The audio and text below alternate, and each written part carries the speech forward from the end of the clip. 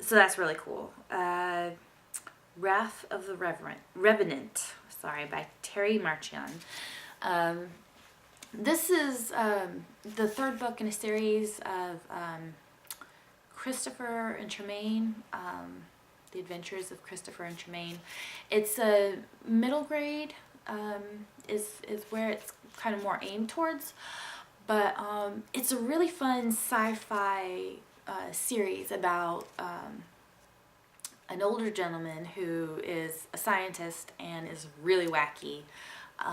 Kind of reminds you of Back to the Future, the professor. But that's Tremain, and then Christopher, which is his grandson. And Christopher is like a teenager.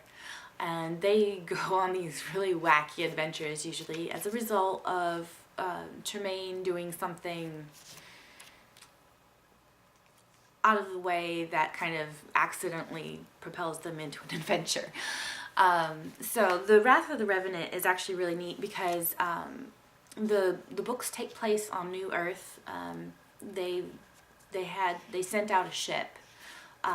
Earth sent out a ship that took people to someplace else that they could live on. And they come to this planet, and it doesn't appear to be inhabited by anybody.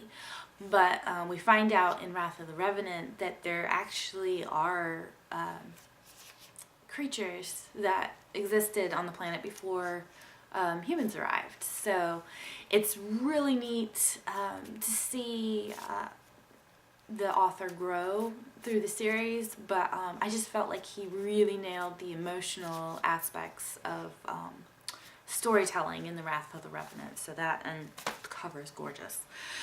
So that one made my list. All right, Born of Water by A.L. Knorr. And this one, you wouldn't think it's a mermaid story by looking at the cover. You'd think it might be something sportsy because of the shirt, but actually it's a mermaid story, and it is a mermaid story like you have never seen. The history that she has for the characters, basically it follows this one girl whose mother is a mermaid, and she is supposed to be a mermaid because the mermaid gene is passed down from mother to daughter. But she hasn't manifested her mermaidness, and she doesn't think she's going to because she's way past the time that that's supposed to happen. So it follows her and her mom as they go up to, I think it's Norway or Denmark or somewhere European,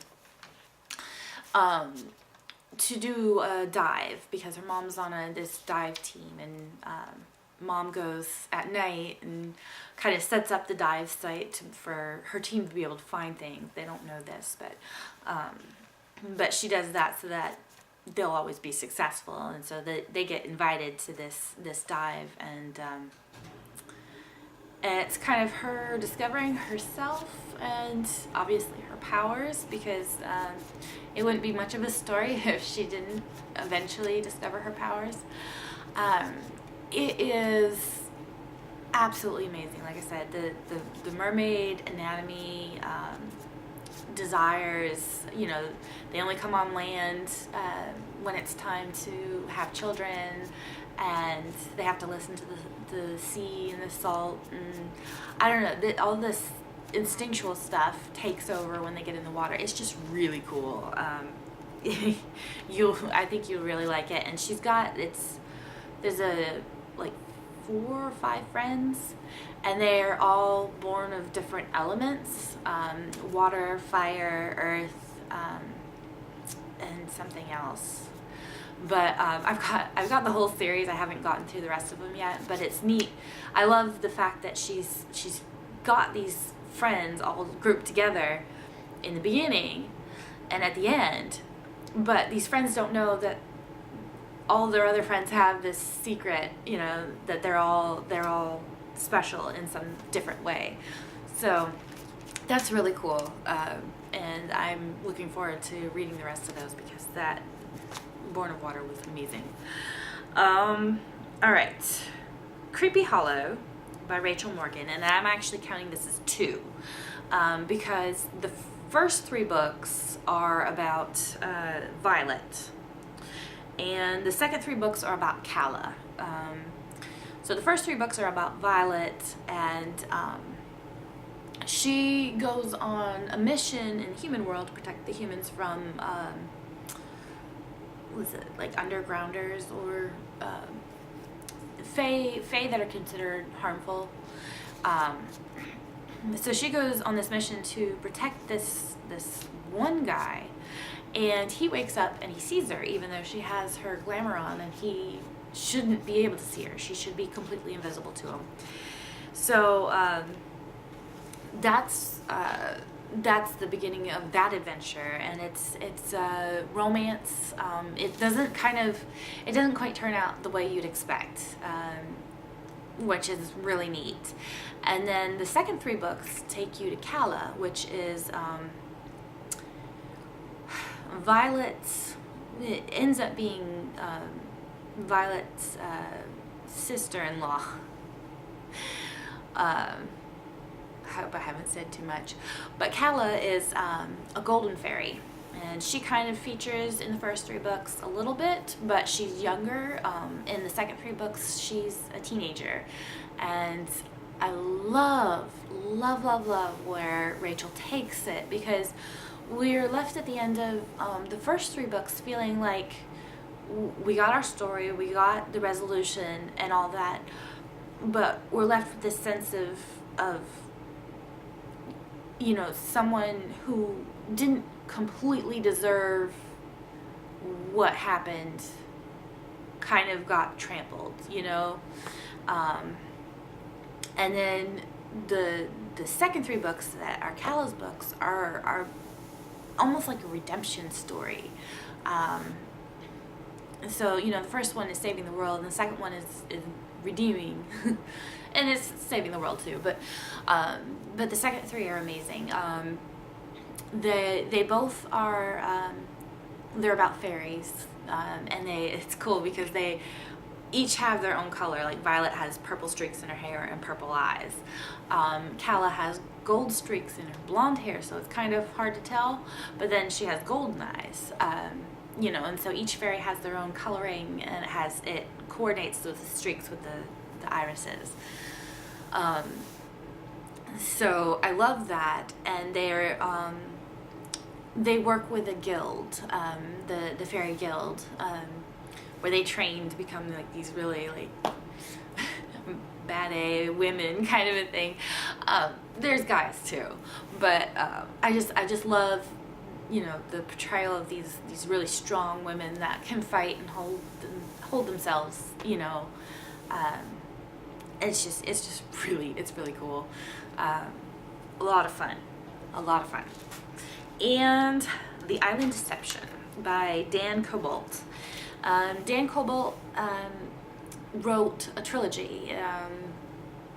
He actually started with the Rogue Retrieval, and it focuses on this one guy who is an illusionist, and he finds out about this.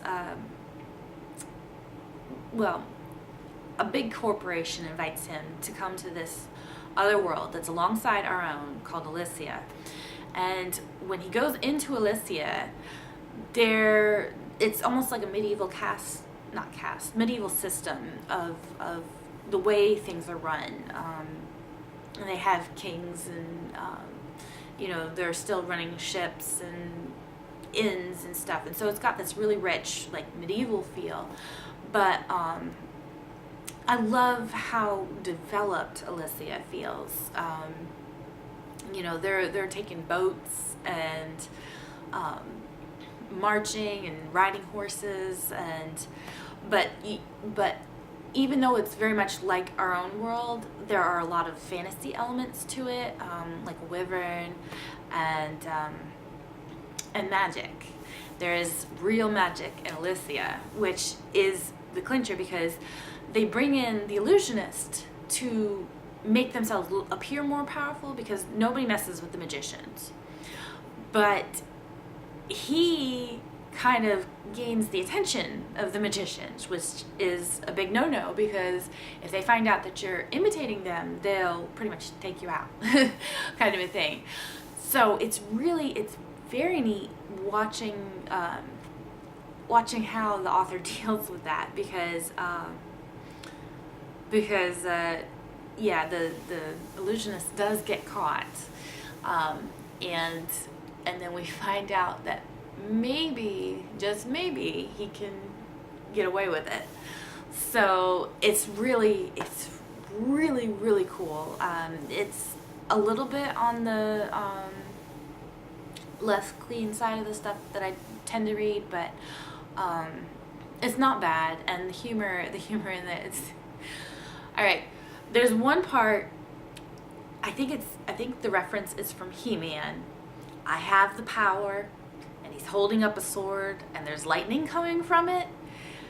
That moment is like the ultimate moment, and it's hilarious, and it's amazing all at once.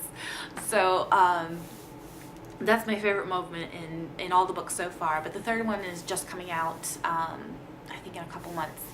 So yeah, that is a real fun series that you should totally get in on.